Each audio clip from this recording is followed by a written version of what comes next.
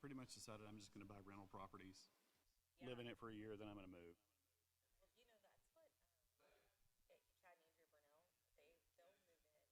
A contractor, so they'll build a house or they'll like revamp it, and then they just she's like, we've moved like 13 times in like 8 years or something crazy.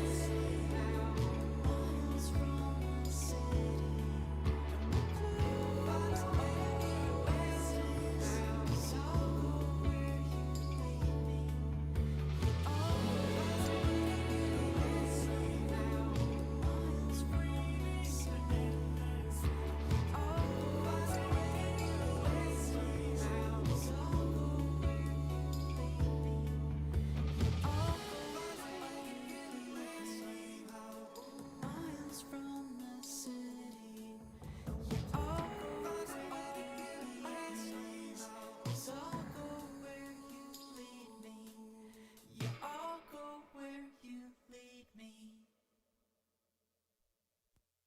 Coming like a storm. I got my sword and my shield. Victory in my bones. A warrior never kneels. 'Cause I'm a gladiator and a shaker. Headed to the top 'cause I'm a groundbreaker. Hey guys, we are so excited to be with you again this week for our 21st century live Facebook discussion. And you know, each week we come on, we bring a pastor and a partner of the church, and we just discuss the group's questions. We want to, just open up that dialogue and have a conversation, just kind of like you would do in small groups. So if you've already been to small group while you're watching, just pay attention and see how their answers, how they're different or how they're the same. And if you haven't been to group yet, then you can take this opportunity to get ahead. So today we have Taylor Salazar. She is our children's pastor at Liberty Hill. And then we have Daniel Duckworth, who has been around Rock Point for what, 15, 16 years? like 20 years? Yeah, wow. Yeah. Wow, that's a long time. Been a long So time. he's been around forever. So we thought that these would be two great people just to kind of talk to you and kind of get their, just kind of your views on these questions. So we are going to jump right in and ask you guys both, did you both see the message this week? Because that's what the group's questions are based on. Of course. Good job. A good job. Okay. So let's talk about this. So how has your experience with church been up until now? Has it been focused on the rules or the freedom? And how has that influenced how you see God? Yeah, just jump out there, guys. Okay. So I have been at Rock Point since I was 7 years old. So for me, it's really been about the freedom to go and learn from here and then take that into the world. But I have been other places, especially like in high school, whenever I was taking, a break. And it was very much about the rules. And it was like, it gave me anxiety. Like I had to talk to my neighbors. And then if I didn't, I felt like they were looking at me. And so I think that like here and growing up here has taught me that church was about the freedom. So then when I go somewhere else and it's about the rules, to me, that's kind of like, I'm like, that's not how it's supposed to be. It didn't feel right. No, not at all. What about you, Daniel? Well, I hate rules. Rules are terrible. Rules are made to be broken. Yeah, they are. So my experience is probably kind of half of what Taylor's is, where, I spent the first half of my life in a church that it was all about the rules, and you got to follow these ABs and Cs, all the way through the line. And it drove me nuts because like I don't really fit. I'm like a square peg in a round hole. I really don't fit those rules really well. But fortunately, I had a youth pastor who is now our pastor. I was gonna say, Shane was your youth pastor, Yeah. so that made me realize it really wasn't so much about the rules as it was kind of where you start from. You know, and if you start from the right place, then you end up within those rules almost on accident most of the time. yeah, that's so true. So how do you think like having that freedom, how has that influenced your relationship with God or how you view God? I think that it's almost like a parent, and whenever you're just focusing on your parent telling you like what to do or what not to do, it's kind of like a negative relationship. But whenever you realize the kind of the why behind it, and you're like, they want me to be safe, they want me to be loved, they want me to make good choices, and with that, some of those rules might apply. Whenever you realize that, I feel like it goes from just the rules to like, that's my character, and I'm gonna do those things because I want to, not because that's what the church told me I have It's to like do. putting the relationship over the rules. Yes. Yeah. What about you, Daniel? She kind of took the thunder out of it, right? Which I always kind of look at my relationship with God as like you know, like you do with your kids, right? And I don't really think I put it in perspective until I had kids, right? And then I realized, well, I tell them, you know, like, don't stick your finger in a light socket, don't touch the stove, like. And my oldest one was always like, well, why not? Let me touch it. Let right? me just try. Like he's See like, what let me touch happens." it. Let me get myself shocked. Let me do whatever I'm going to do. And it's always hot and it's always terrible. But whenever I watched that, I was like, oh, man. I was like, this is my relationship with God. Like he's constantly telling me, don't stick your finger in the light socket. Don't And you're touch like, the well, stove. let me just try. I'm like, but let me try it once. Yeah, you let me know? try my way. And I get burned, you know, and I don't know. Almost having kids, I think, was the biggest thing that made me look at God and go, "Oh, This now is, I know what you're talking about." yeah, Yeah. this is how he feels about me. Yeah, which I'm like, he just needs me to trust him enough that I listen to what he says and realize that it's the best thing for me. Right. And that the intention behind that is love Yeah. and not because I said so. Right. Yeah. Yeah. So the next question says, have you ever met a person who seemed completely free in his or her relationship with Jesus? And if so, what did that person's relationship with other people look like?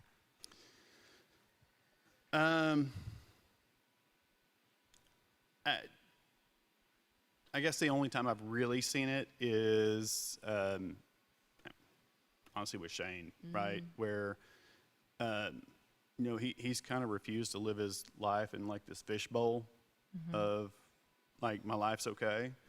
And you know, one thing he said on Sunday, which I was sitting out over there, and I said, well, and he said, people came up to me and said, "I'm not okay that you're not okay." Yeah. And I'm like, I'm sitting out there going, my favorite part about you Is that you're is not that okay? you're not okay, Yeah. right? Because there's hope for me, right? Yeah. So I don't know, that's what it is to me. It's just like realizing that like we're just all people. Yeah. What about you, Taylor? Yeah, I think mine would be my Uncle Casey. He was just like joyful, and you could tell like he Okay, we're not going to cry. No, you can cry. like he just loved people where they were at, and I Yeah. feel like that's so important, Yeah. and that's what God does to us. Yeah. That's a good answer. And I don't have any Kleenexes, but It's okay. well, maybe somebody will bring you one. I'm good. Okay. So you kind of talked about that, you know, what their relationship looks like with other people. It's them just loving people right where they are, you know, 110%. So what do you think, there's one thing that you can do this week to simply love God and receive his mercy and grace instead of trying to earn his approval? Listen. I think it's finding those people that are hard to love and figuring out how you love them, Yes. you know?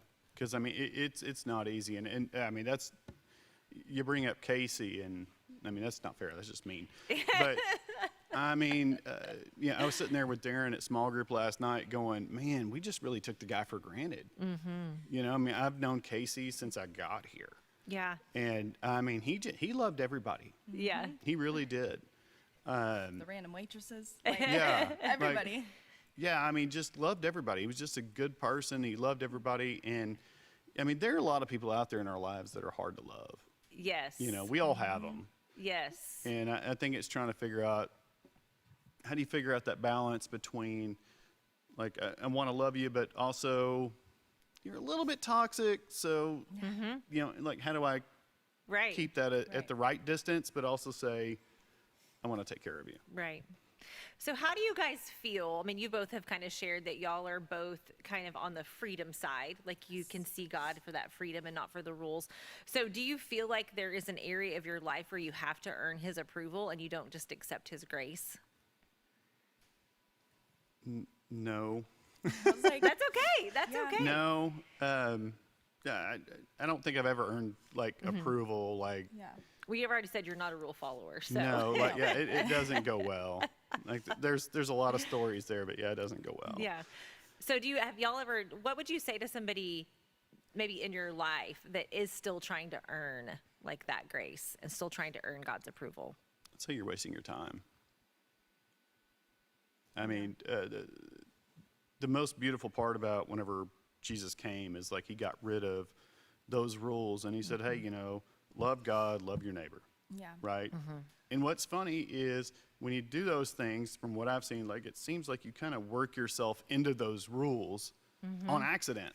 Yes. Because it's a part of you. It's not like just something you're trying to get approval from. It's like within you, and you want to do those because You're like that's who internally you motivated. Are. That's your character. But yeah, I don't think really earning his approval has ever been a part of my life, but rather like realizing that grace is, it's like given, and then trying to take that and be like that with other people. Right. Well, it's challenging, but You're right, it is. Because then God's given you this grace and now you have to extend that. and you're like, well, I just, you just did that for me, so why can't I, do Yeah. that for other people? So, Daniel, you kind of brought up that how we all have people in our lives that are hard to love, right? And so one of the questions says, who is one person you need to do a better job of loving? And what is one thing you can do this week to love that person? Now, you don't have to say any names. Don't have to throw anybody under the bus. Okay, but, like, who in your life do you need to do a better job of loving? And what are you going to do this week? Well, I told my small group this, so I'll tell everybody this. Mine will be my husband this week. He's really bothering me.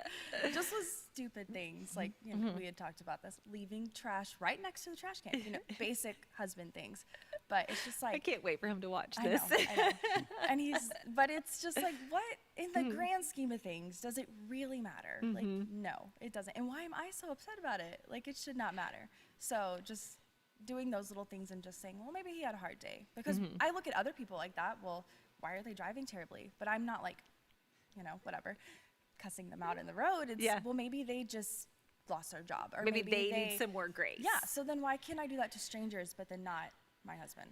Yeah, absolutely. So you're going to work on loving your husband. All right. So what is your practical thing you're going to do? You have something practical you're going to do this week for I'm him? going to try not to Try is a weak complain. word. I am going to not complain about the stuff left. I'm just going to pick it up and just see if See what that happens. changes the vibe of the house. Yeah, awesome. What about you, Daniel?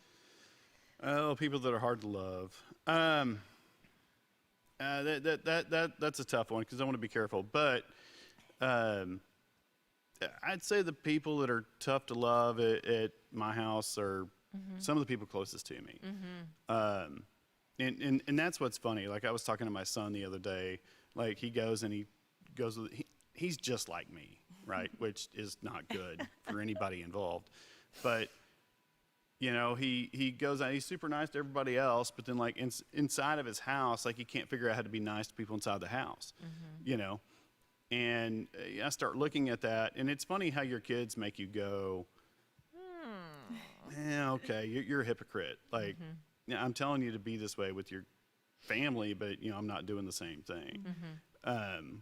And I think the best piece of advice I ever got in dealing with those situations is just make sure your side of the fence is clean. And it never is. Like, Yeah. doesn't matter how much I try to clean it up, it seems like it's always dirty. And I'm always just trying to clean it. And if I can just clean mine, I find that I'm happy after it's over.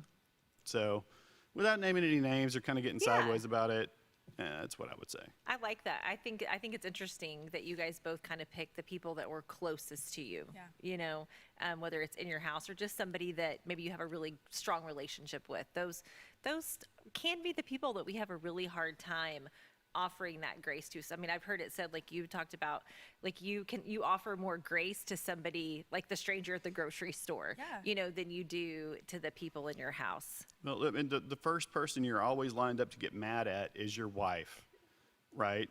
Because she's closest to you. So, I mean, you can go through the entire day, you know, and everybody's crapping on you all day long. Yep. You come home and then you dump on her, Yeah. and it isn't all her fault. And we all think your wife is an angel, like Well, and- straight from heaven. And she So- is. She's the reason I'm sitting here now, quite frankly, right? But Yeah.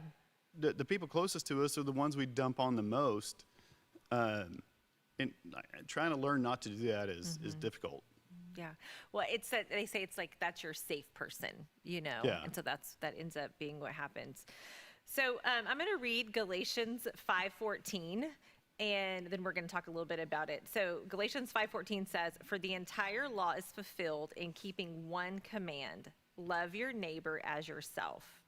So talk about the relationship between love and God's law, and how do you think love provides more freedom to individuals yet still completes the law?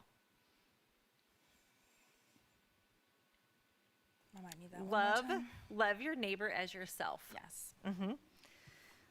Well, if you look at the whole of, I don't know, maybe start with like 10 Commandments, like most of them, if you just love people, you pretty much fulfill they'll all almost just all take care of of them, 'em. right? Like, don't cheat on your wife, don't commit murder, like Yeah. all these things, they Just all love involve people. love. Like, you love people.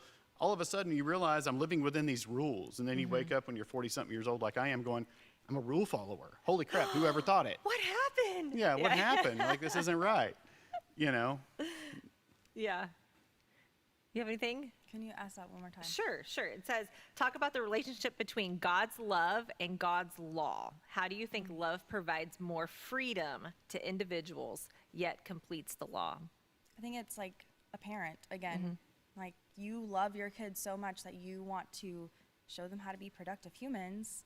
And so it's like they're going to do what you've taught them to do, and then they're going to be following the rules at the same time. Yeah. I love that. Well, guys, do you have got any other thoughts or anything before we move on? No, I mean, my biggest one is just like love God, love people. Yeah. Like, And how easy and how great is that it all boils down to that. Love Yeah. God, love people. Like, And that's yeah. the simplest. I mean, I don't want to say, well, nothing else matters, but when No. it comes down to Well, it, it really that's doesn't, That's, because- that's what he says. Yeah. Because everything else takes care of itself. That's what he if and you I do think those two things. And I think that is in that question. That's like the point of it is that when you have that freedom of loving God, that takes care of all the other things. Right. You know, and so both of you guys have been in small group, right? This week. So Yes. in your small group, how did that go? Did you guys have any other was there anything that somebody shared? Like, again, don't name any names, but that was something good or insightful that you want to share here? About Galatians 5:14. It doesn't matter about any of them. Well, I think it was a common theme in our small group about how we can go and love strangers more than the people around us. And I think that was kind of what we talked about, but that was every single person in the group was like, well, I'm going to be extra nice to the waiter who had a, hard Hard day. I'm going to be not cussing at the person in the car who cut me off. Yeah. But then I get home and my husband leaves something on the counter, and Yeah, you're It's- upset. Yeah, you lose your mind. Yeah. so that was a really common theme Yeah. in our small group. I know in ours, one of the things that somebody talked about was they had a really hard time loving someone who had differing opinions that were very strong. and just the reality for them that they are more than their opinions and that that person is more than their opinions, that it's, you know, there's more that brings us together than separates us.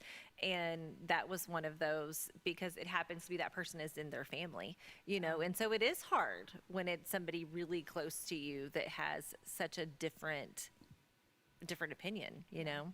So It's funny what you say about opinions, because, you know, like the older I've gotten, the more I've kind of gotten to the point where I'm like, you know, I don't necessarily agree with your opinions, you know, but I've learned a lot from like really weird opinions, like really off the wall opinions. Yeah. You know, and like really like what drives those opinions and what really matters to people.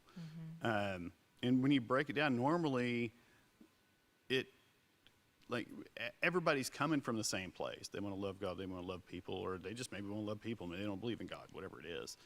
But like their opinion comes from a place that matters to them. And if you can understand where that comes from, like it builds your relationships a lot. Kind of the why behind their Right. feelings. Yeah. For sure. I'm all about the why. Yeah. Do you have That helps anything me a else to lot. add? Okay, so I'm going to leave you guys with the verse for the week. It's Galatians 5:1. It is for freedom that Christ has set us free. Stand firm, then do not let yourselves be burdened again by the yoke of slavery. So basically, be free. Do you guys have anything else to add before we say goodbye? I don't think so. All right, you got anything? All right. Well, guys, thanks for joining us for our afternoon discussion. And like, you know, you can always find the group's questions right there on the 21st Century landing page. Or if you have any comments, put them in the comments and we will connect with you. Y'all have a good afternoon. Bye, guys.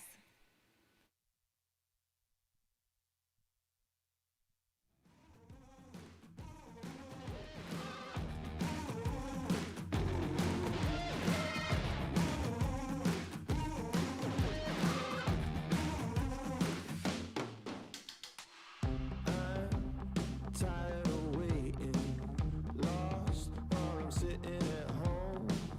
Dream of a new destination, lust for something unknown. Oh, you better leave it alone. And you know I'd rather get up and go. How long can I lie around waiting for it? Sometimes you gotta walk out the door.